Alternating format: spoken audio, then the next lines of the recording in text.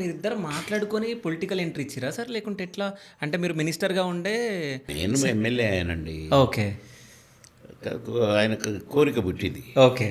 ఆయన గన్మెన్ ఏంట్రో అంటే గన్మ్యాన్లు లేకుండా రాలేవా నువ్వు? హ్మ్. గన్మ్యాన్లు తమరు ఎమ్మెల్యే హ్మ్. ఆ షూటింగ్లు చేయండి.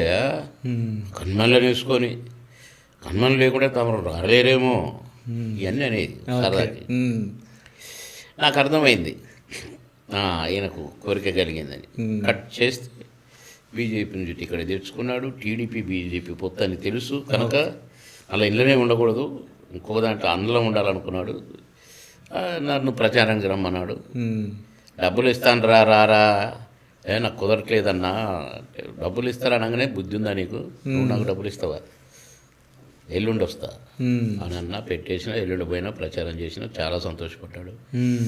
వచ్చిన ఆయన ఎమ్మెల్యేకి వచ్చాడు, నేను ఎమ్మెల్యే అయ్యాను. ఇద్దరం అబ్బా ఎమ్మెల్యేలు అయినాంరా, మన ఇద్దరం భలే ఎమ్మెల్యేనైనా కదరా అని నవ్వుకున్నాడు. ఇద్దరం అంత సంబరపడ్డాము. ఓకే. నెల తిరక్క ముందుని మినిస్టర్ అయినాడు. హ్మ్.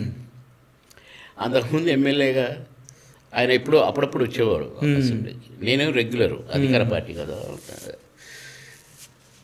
ఏరా బాబానా రారా, మనం కూర్చున్న టీవీలో చూపిస్తారు రారా అనేది. మినిస్టర్ అయినాక కూడా వచ్చాడు. హ్మ్. వచ్చి అరే బాబానా నేను వచ్చాను రా. నో మినిస్టర్, నువ్వు ఎమ్మెల్యే, హ్మ్.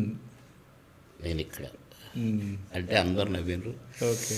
అట్లా అంతే తప్ప ఇక ఆయన ఎమ్మెల్యే అయిన తర్వాత ఆయనకు గన్మ్యాన్లు ఉండేది, నాకు గన్మ్యాన్లు ఉండేది. గన్మ్యాన్ల జోలి వచ్చేది కాదు. ఓకే.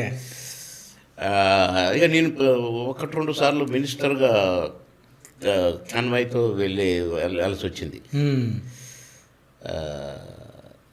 ఏమనలే. హ్మ్. ఇక అదే లాస్ట్. నేను మినిస్టర్, నువ్వు ఎమ్మెల్యే అన్న చూశారు. తర్వాత ఇక అసెంబ్లీకి రాలేదు.